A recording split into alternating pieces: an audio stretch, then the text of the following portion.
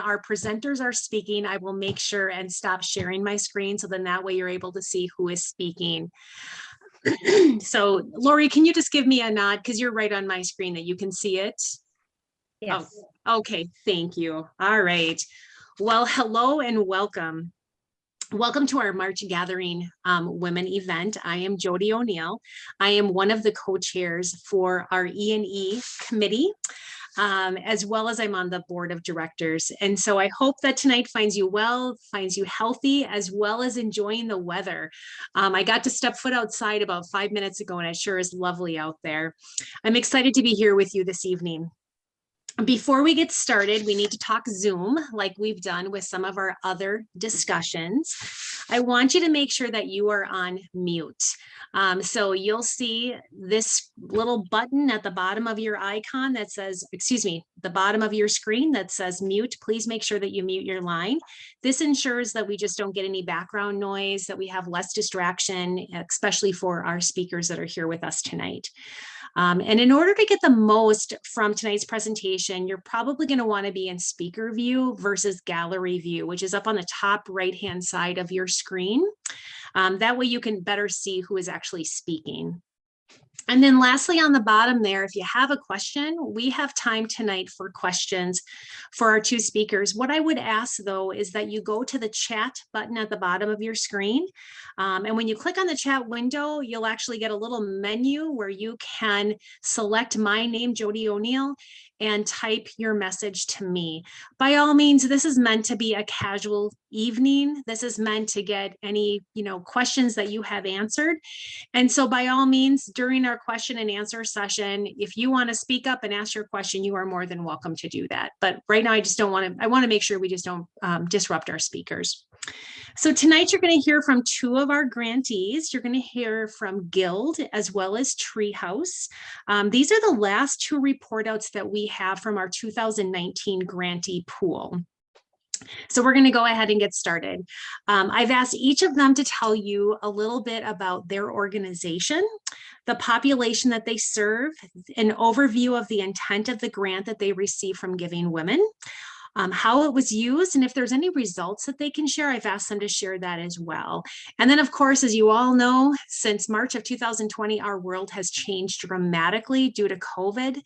And so I've asked each of them to tell you a little bit about how COVID has impacted their organization. And like I said, after each discussion, we will just take a few minutes to make sure that we answer any questions that you may have. So let's go ahead. We're going to start with Guild. So tonight, let me advance my screen here. Tonight we have Guild with us, and Guild received a grant of $17,000 from Giving Women back in 2019. So I'm going to tell you just briefly a little bit about Guild, and then I'll introduce Julie to you here in just a moment. Guild is a Minnesota not-for-profit organization that empowers those living with mental illness and or experiencing long-term homelessness by helping them find the tools they need to lead stable, fulfilling lives in communities of their choosing. Guild's purpose is to empower change through engaging individuals and communities, embracing their needs and elevating their voices. So tonight we have Julie Bloom with us, and as you can see, she is their Chief Executive Officer. Excuse me. Julie was kind enough. She actually shared a couple videos with me. And unfortunately, we've tried to play videos before in some of these Gathering Women events. And so we haven't had a lot of luck. So what we're going to do is we will go ahead and send links to the videos out to all of our members as a follow-up email after tonight's event. So Julie, I'm going to stop sharing. And then let me just make sure, like I said, get yourself in speaker view, and I'm going to turn it over to you. Great. Thank you, everyone. Thank you, Jody. So I am very excited to be here and just be able to tell you about how your donation and support is changing lives at Guild. So the program that we asked for support and received support from you all is called our Youth ACT program. And ACT is an acronym, and it stands for Assertive Community Treatment. Assertive Community Treatment is a model that was developed for adults who had serious and persistent mental illness to essentially stay out of the hospital. So it was really designed for a population of people who were so impacted by their illness that they were just missing medications, kind of simple things, everyday things that was leading to long-term hospitalization. And so at Guild, like Jody said, it's really about us in integrating people into the communities they want to live, to not be put in hospitals for a long period of times or treatment programs. And so this Youth ACT program came about as part of that model. So the ACT program is a team of professionals who are charged with meeting all of the clients' mental health needs on their team. So it's led by a psychiatrist, there's a nurse, there's a nutritionist, there's a therapist, there's a case manager. We also have peer support specialists. So that's a role in which it's someone who has experienced similar symptoms or problems, who's there to kind of be by their side and help encourage and support each individual on their journey. So Guild was involved in a Youth ACT pilot. So ACT services are usually provided to adults that are 21 and older. The Youth ACT program was a pilot in the state of Minnesota. Guild was one of 4 providers that participated in this pilot starting in 2013. And this was really bringing that ACT model to youth ages 16 to 20. The reason that we decided to do this pilot is because the ages of 16 to 20 is a really critical time for people when they are first experiencing the symptoms of serious mental illness. And so we know that it is during this time, people are really confused. It's a confusing and difficult time in life. If you've had teenagers, you know that. We've all been a teenager. It's challenging in itself, but when you're a teenager who is starting to experience some pretty confusing and scary symptoms of mental illness, so bipolar disorder is one of the disorders that starts to show symptoms around that age. Same with schizophrenia, sometimes major depressive disorder, can be really scary, destabilizing, and we see a lot of kids dropping out of school, using and becoming addicted to substances to cope. And so it's a really critical time. So we believe that by piloting this service with youth of that age, we could make a really big difference and go more upstream than with some of the adults that we tend to serve in our ACT program, sometimes for the rest of their lives. And so this was really a hope from the state and from Guild to say, what happens if we give this really intensive level of services to younger people? And so what we've found in the last 8 years since we've been doing this program is that it makes a huge difference. And most of the youth that are in our Youth ACT program don't go on to need ACT services throughout their adulthood. They stay in school, often get through the sort of first signs and symptoms of mental illness, become stabilized with our support, and then go on to live really meaningful and fulfilling lives. So we applied for assistance because we get, this program is funded through the state and we get a rate to provide this service, but there's a lot of other things that make a huge difference in the youth's lives that we aren't able to cover. So for example, one of our clients, his name is Nick, and you can find his picture on our website, but he's a client who has spoken at some of our events, and he's kind of a shining example of the impact of this program. He came to us, was referred through a hospital. He had been hospitalized twice for symptoms of suicidal ideation and had attempted suicide and ended up in the hospital. He came to us and our team and was really scared and overwhelmed and had a lot of just stresses in all areas of his life, as is not unusual when someone's starting to exhibit signs of serious mental illness. It's hereditary. And so his mother was someone who lived with serious mental illness and had a lot of pretty scary symptoms that he was helping her to manage. And as he got older, was finding himself in a pretty abusive dynamic with him and his mom, and kind of what we might describe as like a codependent relationship. and trying to find himself while experiencing these symptoms, and also having this playing this, you know, caregiving role to his parent. His father, when he was 14, was incarcerated, so left their lives, and had been a major source of support for him. And his older brother, while well-meaning, was really pretty invalidating of his experience and just kind of telling him to suck it up. And so all of that kind of equaled with some pretty significant symptoms of emerging bipolar disorder, equaled a young man who just didn't want to live and couldn't see any hope in his future. So he came to our team, and our team embraced him and supported him. And what we find with youth in this situation is that they have a hard time trusting people, adults. They've had experiences with treatment before, or family has had experience with treatment that hasn't been positive. And so it takes a long time to really build that trust and supportive relationship.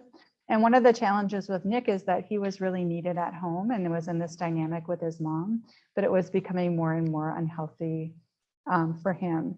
So so one night he called, so our ACT teams are on call 24/7 for their clients. And one night he called one of our staff and said that he was unsafe in his living situation with his mom, and he needed to get out right away. And so with the money that was provided by Giving Women and other sort of adjunctive supports, we were able to get him into a cab and send a car over there and put him into a hotel for the night, just so that he could be safe and our staff could be with him, and then put him on a journey to finding his own apartment, getting into college and moving on through his life. When he talks about his experience, he talks about that moment as being really pivotal, that he could call someone who he had been building a relationship with and was in his life as a clinical support, but that they were really there when he needed them most. And it was in this moment that he realized that he could, with that support, achieve higher goals and have just a higher hopes for himself. So Nick ended up going on through this journey and ended up being able to maintain a healthier relationship with his mom, especially when he could live on his own, maintained schooling, and has a dream of being a music therapist because he loves to play music and wants to help other people like him. So the videos that I sent, one, and I'll talk about COVID in just a minute, but the videos that I sent is a client speaker. Her name is Ariane, and she is just amazing. And she spoke for our Bash for Guild, which is our Youth Act fundraiser that we have every year. And you can also, when you're on that YouTube page that it links to, you can find Nick's. It's a video that says Nick's song, and you can watch it. It's kind of a long song with him playing the guitar, but you can see Nick, who I just told you about, and who you all helped us change his life. So COVID came, and all of our staff work with people in their homes. So we don't sit in our office and have people come in, but they go out and they meet with people who are homeless or who are experiencing symptoms like I just talked about with Nick.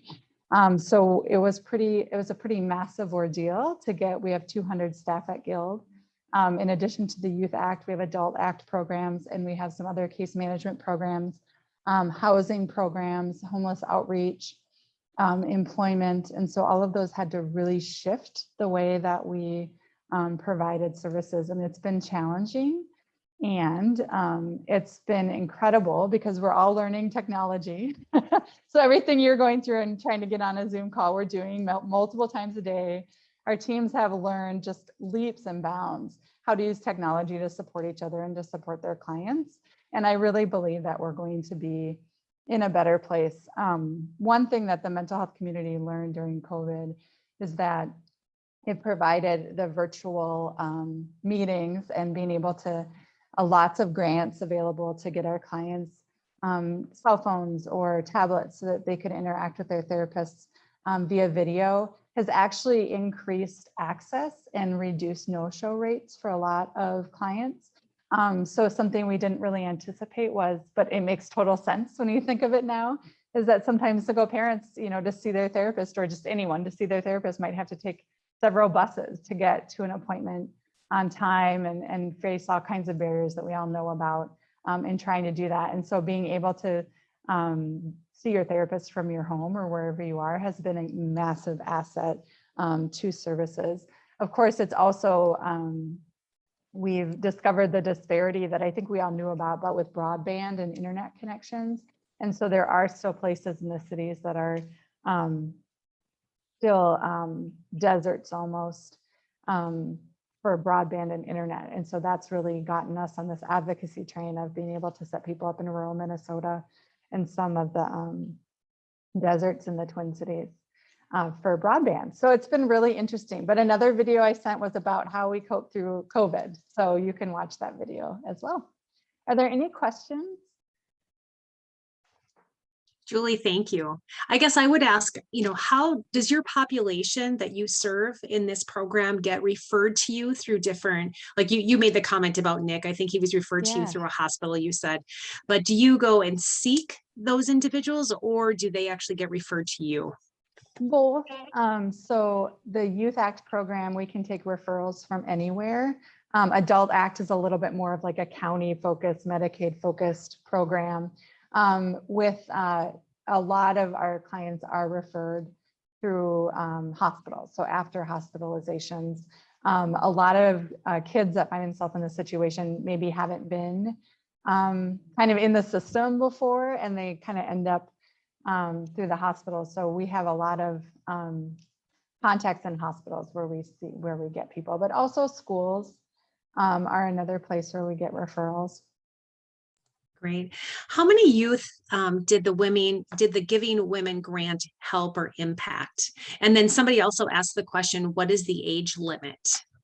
Yeah, great. So really in 2020, so I guess we'd say 19 to 20, we served about 170 unique clients in our Youth Act program. And so I would say, oh, I'm sorry, that's in our ACT program. I'm looking at my outcomes right now. In our ACT program, so the Youth Act is about 70 clients in that program.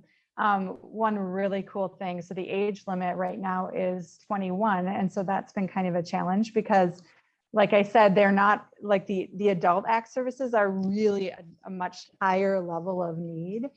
So sometimes kids are turn 21 and they still need a little bit of support, but don't really need that ACT level of care. And that's been pretty tragic for our staff and for those clients to have to be cut off from the program. So we're really excited to report that there's a bill in the legislature right now that would expand Youth Act services to children as young as age 6 all the way up to age 26. So, and our staff just testified on that bill just a couple of days ago, and it passed through the first committee. So we're hopeful that we can extend it, and that will bring these services hopefully to other providers who are experts in children's mental health for younger kids, and be a really critical part of our mental health system. That's great. Yeah. That's great. Well, thank you. I think what we'll do is we'll transition over to Krista, and then we'll come back, and by all means, if there's any other questions for Julia Guild, we can definitely take them. So let's go to our next presenter here. Julie, thank you so much. Sorry here, you guys. There we go. All right. So what I'd like to do then is I would like to transition over to Treehouse. So Treehouse received a grant of $15,000 from Giving WoMN in 2019. Treehouse is on a mission to end hopelessness among teens. They offer safe, grace-based environments and one-on-one mentoring that helps teens build resiliency, form healthy relationships, establish positive coping skills, and actively plan for their future. Transformation happens from the inside out as teens come to believe that they are lovable, they're capable, and they're worthwhile. Their vision is for every teen to be rooted in the living hope of Jesus, unleashing untold potential in communities everywhere. And as you can see from the screen, we've got Krista Trope here tonight. Sorry, their grants manager. And she was also kind enough to share. We have videos, so we have a theme here. Like I said, we'll go ahead and send out links to the videos that Krista shared as well as part of that email follow-up to tonight's meeting. So Krista, I'm going to go ahead and just turn it over to you. Wonderful. Thanks, Jody. And thank you guys for giving us this opportunity to come and speak and share a little bit of how we're doing. Treehouse, I mean, Jody really nailed it on the head with that. So there's not much more explaining to do, but we are on a mission to end hopelessness among teens. And that's what does hopelessness look like? And what we see is most of our teens are struggling with systemic barriers, situational challenges, and then self-harming behaviors. And these teens are kind of from age 12 to 18. 70% are non-Caucasian, and 51% are struggling with a mental health issue.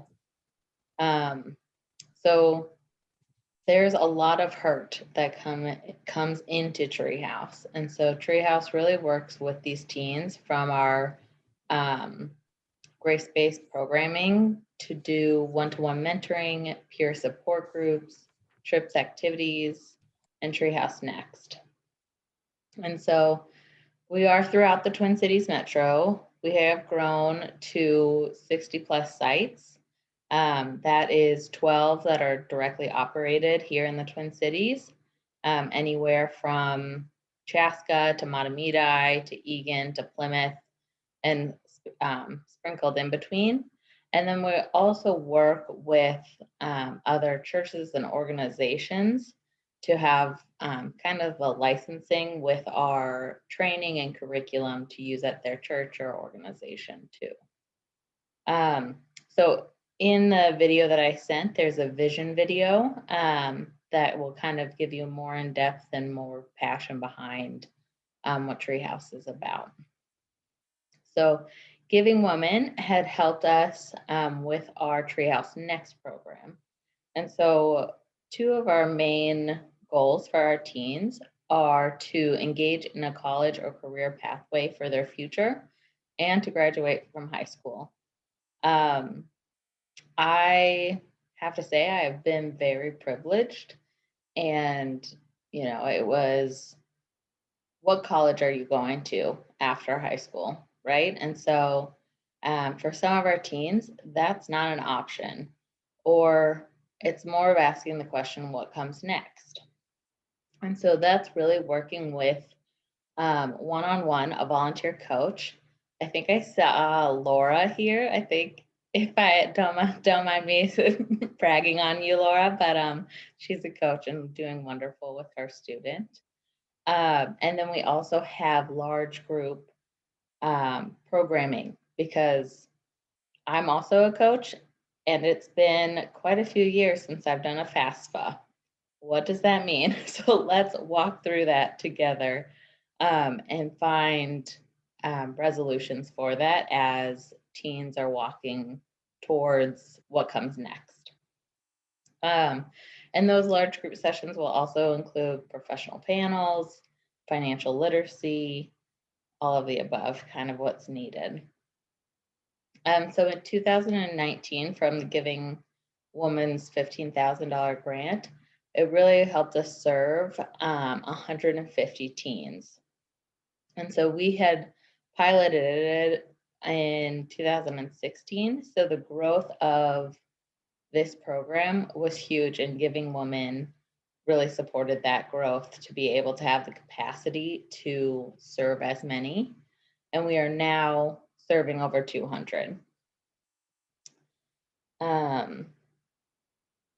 So kind of an update too on the program. It had been a centralized model where everything came together in our St. Louis Park program and training center. And now what we're finding is that it's better to go into each individual site. So the 12 sites that I mentioned before will have a monthly Treehouse Next night that they will be hosting. They'll do training and programming. You'll get paired up with a one-to-one coach and be able just to have a little more breath in the community to really be in your backyard, basically.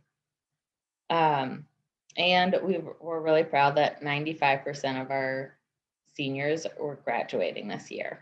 So, like I said, I am a Treehouse Next coach, and I have just seen the depth that these teens need. And so last year I worked with a graduating senior, and we did all of those applying for colleges, the FAFSA, getting her ready for college visits, and kind of figuring out the budget now that you're moving off from home. She's in South Dakota and doing wonderful. And then this year, I actually have a junior, and she is such a delight. She is such a strong, passionate, bold, fierce woman. And she, may just need that little reminder, right? Of like, hey, did you talk to your career counselor? All right, what's going on with your college? Oh, okay, you found out this program. All right, let's work through this essay together. Okay, let's just do this. How's your Monday going? How's your week going? Kind of just that check-in person to really help them keep going, right? A lot of the times we see our teens being pulled back with those systemic barriers, those situational challenges. And it's like, nope, let's get ahead of those. Let's build those coping skills, or let's remember what your Treehouse staff just told you about to keep going. So we are always in need of coaches. So if you would like, I do have another video that kind of shows you what coaching means to some of the coaches that are still with us, and then a job description that just kind of tells you what we're looking for as well. So, and then, right, the impacts of COVID. So COVID really is hard. So Treehouse is very a relational organization. We love to get with our kids. We love our one-to-one mentoring where, we're grabbing a coffee or a snack and really sitting with one another. And even in peers, you kind of just feel off of each other's energy a lot of the time. And so we had to do a quick pivot this last week, a year ago, and switch to virtual programming. We were very intentional on working with our school districts to see, oh, okay, that school district's using Google or Zoom, and so we can very align it with what the kids are already used to. And we've seen, through kind of similar to what Julie was saying, is this year has been hard on teenagers through the social isolation, the distance learning, and then being stuck in a household that maybe is not your ideal household. They get dragged down a little bit, right? And so Treehouse is there to remind them that they are not alone in this, that we are all feeling these impacts, and we will get through it together. And then we did slowly start integrating in-person programming in accordance to Minnesota Department of Health and Safety protocols.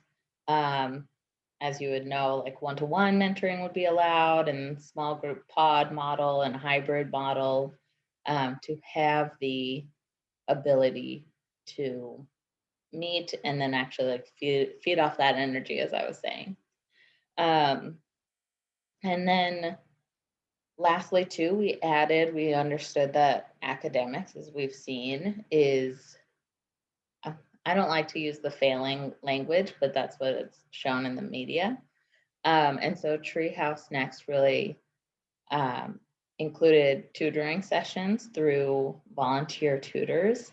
And so 40+ sessions have been completed this past year just for that added support that our teens are going to need as they work through a math and can't stay after class and talk to their teacher.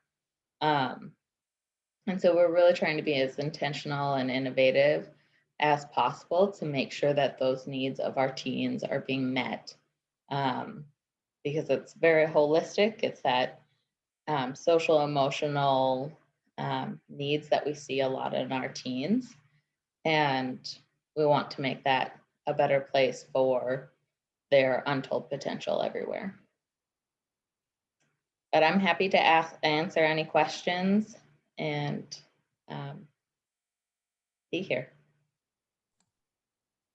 You know, you pointed out that we have one of our coaches as part of our group here. You pointed out Laura. So I asked Laura if she wanted just to make a couple comments about what it feels like to be a coach. So Laura, do you maybe want to just say a few words? You will have to unmute yourself.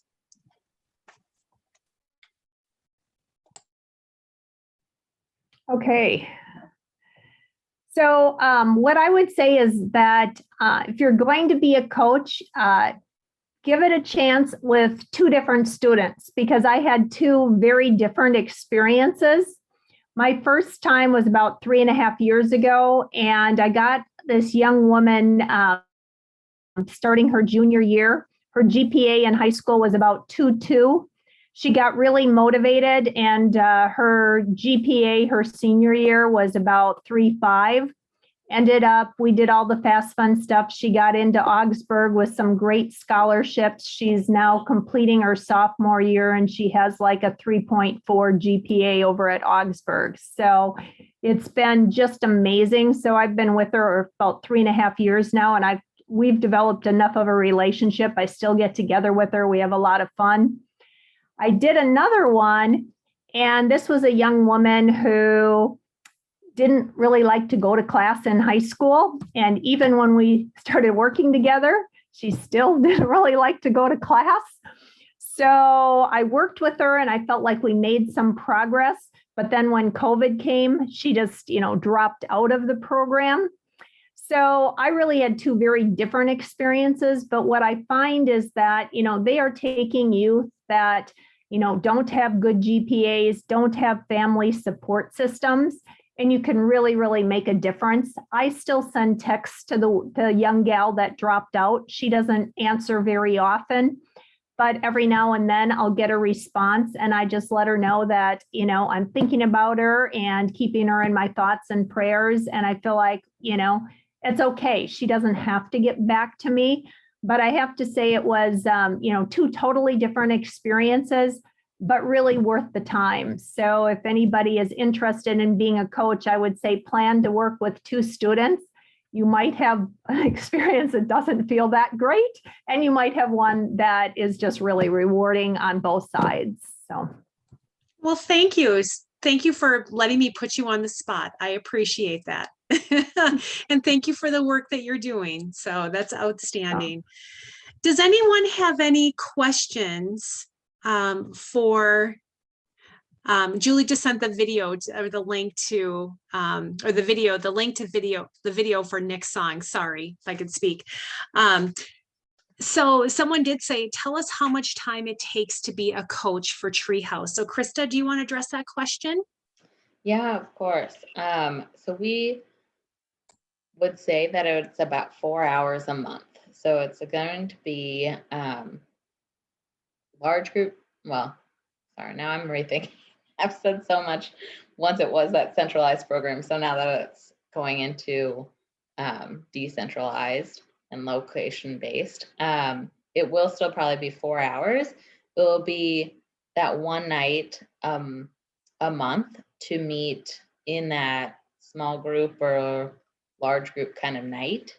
And that's usually, say, like the 3rd Tuesday of each month, that kind of cadence of it.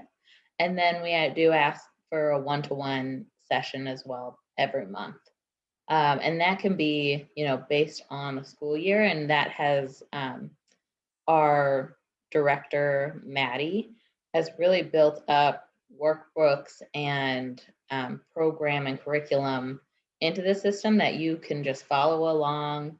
I was just working with my student on LinkedIn and what that means and how to kind of show your personal brand to, okay, it's, you know, it's the holiday season and let's go do a holiday fun thing too. So it's a little bit of both of keeping academics at the forefront, but also having fun. And once you build that relationship with your teen, you're going to have that. But I will say too, Laura is so true on the spectrum of our teens.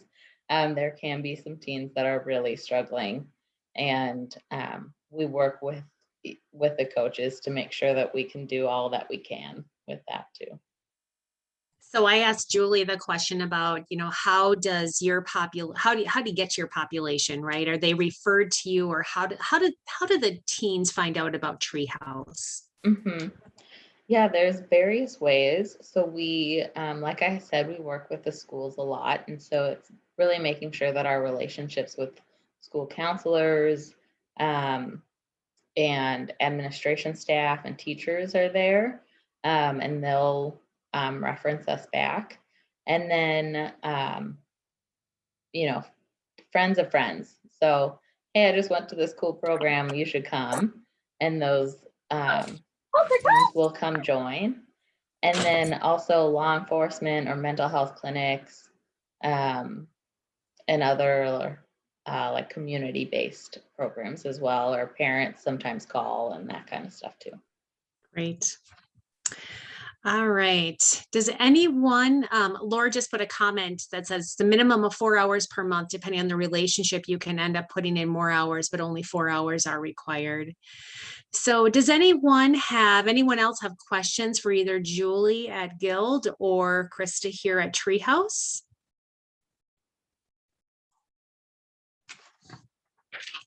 Going once, going twice. All right. Well, Krista, thank you. Thank you so much.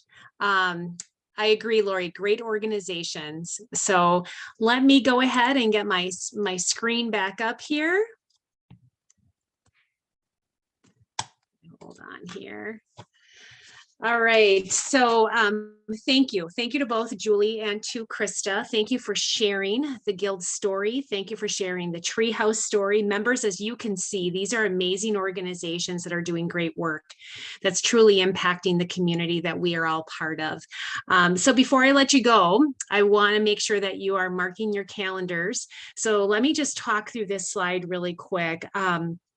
I want to share with you what the board and as well as E&E are working on. As you know, we typically have our annual meeting in May. This past year, we ended up having a virtual, in 2020, we had a virtual annual meeting versus getting together like we have in the past at Surly. And so in the invite for tonight's meeting, you had an opportunity to vote. You could vote for either having a virtual meeting or possibly having a live meeting where we can all finally be together sometime later this summer. So if you did not vote, we ask that you please vote as soon as you can so that the board can make an educated decision on what we want to do with our annual meeting this year. We also need to start hearing from our 2020 grantees, our grant recipients.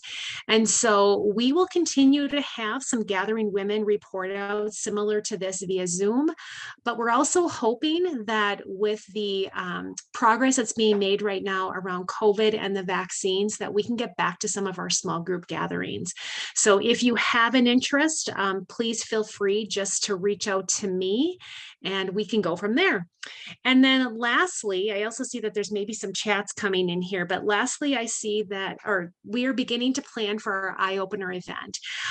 So this is going to take place, take place at the Minnetonka Club. So that means a live event, and it's going to be on Saturday, November 6th. The E&E committee already has been working very hard to make it a great event for all of you. So before I let you go, I want to just quickly look at the chats. Awesome. I just wanted to make sure we didn't have any more questions coming in. So please watch your email, for any additional newsletters and for announcements that come in. Thank you again for joining us this evening. As we've said in our last meetings, we really miss seeing all of you and getting together live. So we're hoping that we can do that soon. There is definitely a big, bright light at the end of this tunnel. And so we're hoping that we can see each other sooner than later. So in the meantime, please stay safe, stay well, and have a wonderful evening and enjoy the weather. Good night, everyone. Thanks, Jody. Thanks, everybody.